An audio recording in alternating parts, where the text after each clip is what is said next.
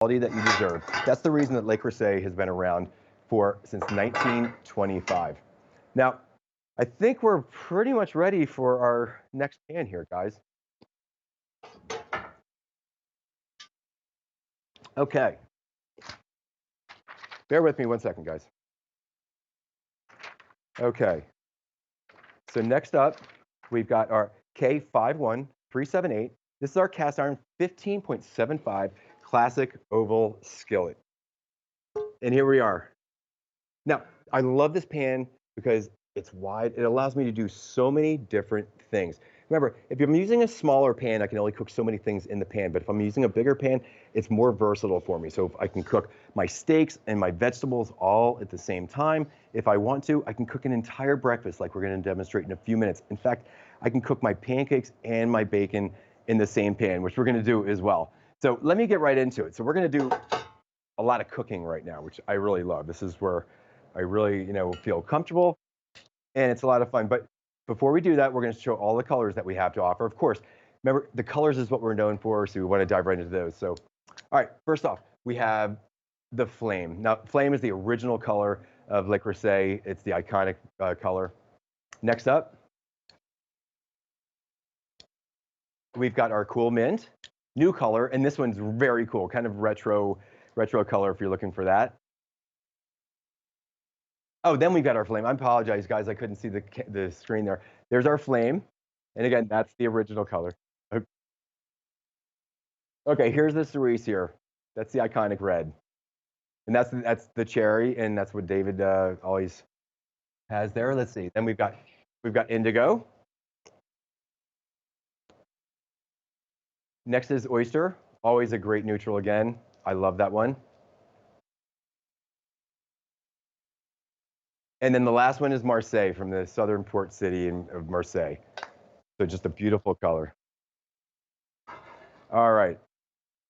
So we're going to start off by talking about cast iron and why it's so important. Now, distributes heat and retains heat like no other cookware out there. That's why you always want to make sure that you're cooking with it. Now, we're going to start off by cooking a flank steak here. And the great thing about the cast iron is that it allows perfect caramelization of all your meats. Now I'm going to go ahead and just simply season this up with a little bit of salt. And I've got some oil. And here we go, guys. We're going right into our pan.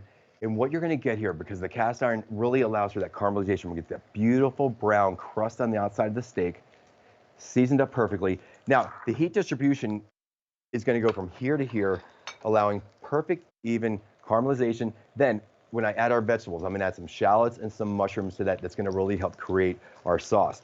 Meanwhile, I've got our breakfast going right here. Let me turn my heat down just a tad. Notice, I've got my hash browns and I've got my bacon here. I'm leaving a little bit of room to cook my fried eggs right here. But when I talk about the ease and the convenience and the versatility that you can with these pans, this is what I'm talking about. One pan cooking, whether you're making a complete dinner or you're making a breakfast. We've got desserts up here where we did a cobbler. This is really wonderful to bake into because you get nice, again, caramelization with the fruits instead of just the vegetables. It's right here. Now I think we're going to turn this one right here. I'm going to add a little bit of oil again, and we're going to make a stir fry. Now, I think at this point, real quick, I'm going to bring my wife in real quick to kind of help me out. Oh, hello. Hello. Want to do me a favor real quick? Sure. All right. You want to It's just like being at home. let's add some chicken into that pan for me, will you? Beautiful. Beautiful sound. Searing. Can I put it all in at once? Okay.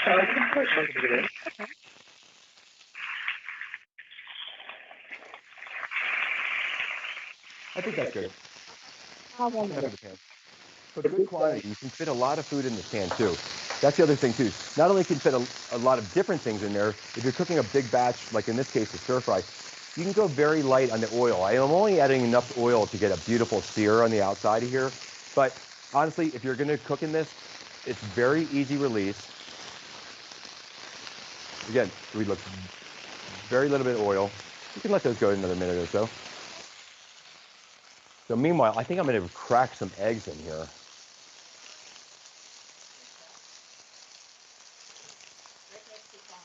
More at home cooking, so. I'm not making her call me chef. She's kidding about that. All right, we ready? So cast iron fried eggs. How fun is that? Yeah, there's your breakfast. Really easy. And notice too, you know, so the handle I've got right here, really easy to maneuver, but we've also taken one more step and we've got a helper handle right here, which we can use that. So if you're going in and out of the oven, it's a really great way to make sure that you're stabilized, because this is a heavy pan, and then once you put the food in there, it's kind of hard to maneuver too. So take a look. We've got that really, really easy to kind of grab. By the way, this price will expire by the end of the day, so this is a great pan to add to your collection. Remember, the colors will match your current colors, so if you like this pan and it's something that you want, we keep this on our stovetop all of the time because we cook so many different things in it, and I think you would find that you'd probably do the same thing. I used it last night. True story. There you go. Mike Bishop Over here. How's your stir fry going? Great. I love how the chicken just does it. It pulls right away. No sticking whatsoever. Just gonna stir everything up. Good. Beautiful. Colors stay really bright. What do you think?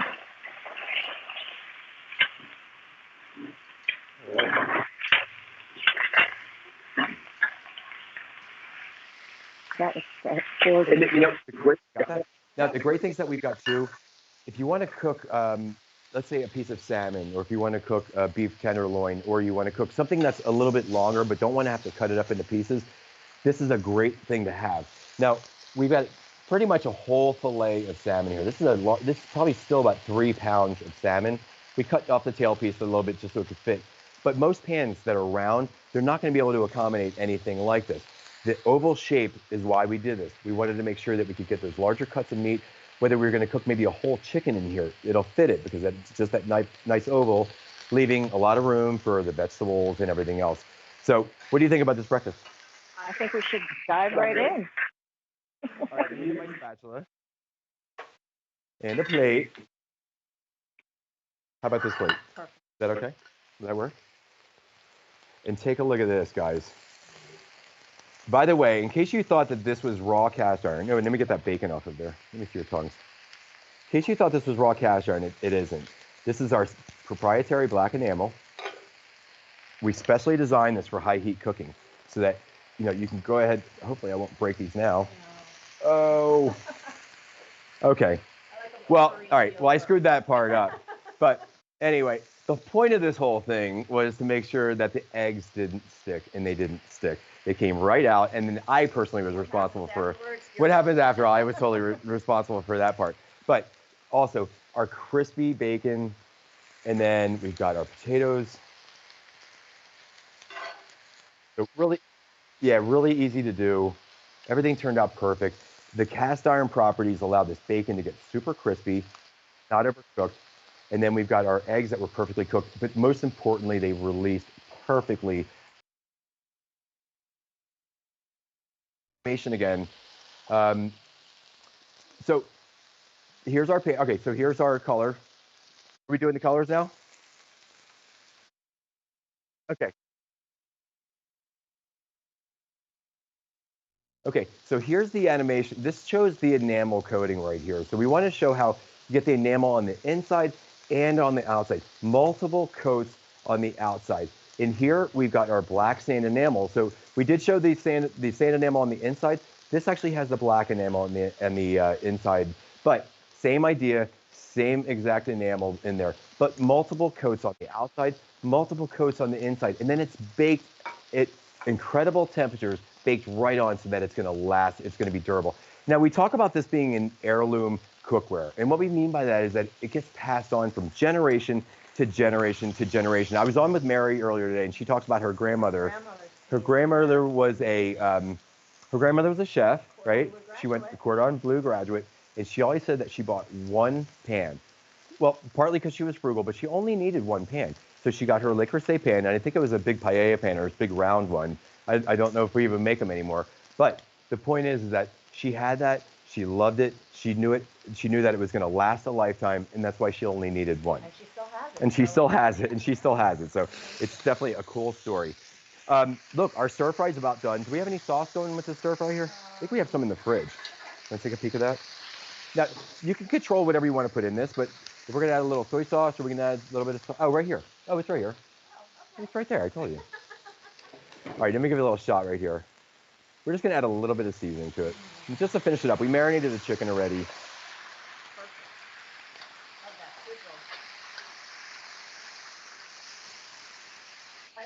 That's what we're looking. Yeah, they're still nice and bright, so we're going to take them out in just a minute too. But you know, the little brown bits that you get at the bottom of the pan, and when you add a liquid to it, you know, we're deglazing the pan, and that's helping to form our sauce. So whether we're doing, you know, one of our Dutch ovens, or we're going to do one of our other pans later that we're going to create the sauce in your deglazing, this is actually just taking all the flavor and just giving it back to the stir fry to make it really wonderful. You cook the vegetables perfectly and caramelize them, and the chicken. So you just want to put things in like you would always cook, put them in an order how long they're going to take, and you're done. So I think we're good. Do we have a plate for the stir fry right here? I think we need a bigger plate than that. Okay. Oh, geez, we do have a bigger plate than that. Platter. All right, let's get into I'll it here. hold that All if right, you wanna dish I'll it hold up. that. All right, let's take a look at this beautiful stir fry. It is. Smells amazing too. And you know, we always talk about if you want to have great results, if you want to cook well, you got to have the right tools. You have to buy great food, and then you have to have the right cookware, because we've always used pans that we wish we hadn't used, whether it was really thin, it didn't conduct the heat well, didn't insulate well, and the recipe didn't turn out, or you got scorching. So you got this expensive steak, and you put it into a pan which you think is going to be really good. Here, let's go ahead and put that. Here, let's put it in the front here so everyone can see it. How are we going to eat it if it's all over the Well, we'll eat it in a little bit anyway. We can't eat and be on TV at the same time. Not the whole time. I know. Next time. Let me go. Okay, let's show the colors just real quick. Okay, so we're going to start off with our cerise. Now that's cherry. That's French for cherry. That's David's favorite color too, and that's one of our most popular colors. Then we've got the cool mint. Love that one. That nice retro color. And we got our flame. Remember, this is the original color. This was this is the only color that Le Creuset offered until we got into the other multicolors. By the way, Le Creuset was one of the first companies to ever bring color into the kitchen with the cookware, with the enamel coatings. Okay, the indigo. This is one of the newer blues too. This is kind of a really cool color. Yeah, like it's kind of a blue purplish color, but it's really different. It's really unique. And then we got oyster. Oyster's that nice gray tone. It's got lighter hints, and again, that gradient color, so it's not just dark, but it does get lighter going on the way up. And then we've got Marseille, one of the classic colors of Le Creuset from the southern port city of Marseille. Just kind of like mimicking that one. No, I'm good. Let's get going here. All right, guys, here's our flank steak. We're gonna keep cooking a bunch of stuff here. And I know I have I think I've got fajitas going on over here, or pork, right? So, okay, good. Well, we're going to work on our flank steak recipe right now. Now, we want to talk about caramelization and cast iron cooking and why it's so important. Having that distribution of the heat and that heat retention allows for that perfect browning on the steak, because you want to develop that flavor. And a lot of people just think that if I put food into a hot pan, if it's aluminum or stainless steel, I'm going to get the same results. Well, the thing is, you're not. You're not going to be able to get that nice crust, that nice caramelization that you need in order to create a nice sauce and that perfect flavor on the steak. In fact, I don't even need to finish this into the oven, because I'm going to let this. Yeah, no, I'm not going to finish this. Typically, a lot of chefs will go ahead and finish steaks in the ovens. I don't even need to. The residual heat from this, I mean, a lot of times my technique is to turn my heat off of my pan and just let it kind of finish, because the pan is going to stay hot for about 10 to 15 minutes at least. And it's going to keep giving that heat, but it's going to be nice, gentle heat at that point too. Well, I know we have some other ingredients here, so we're gonna make a whole dish. This is gonna be a great flank steak. We're just getting a little more browning on the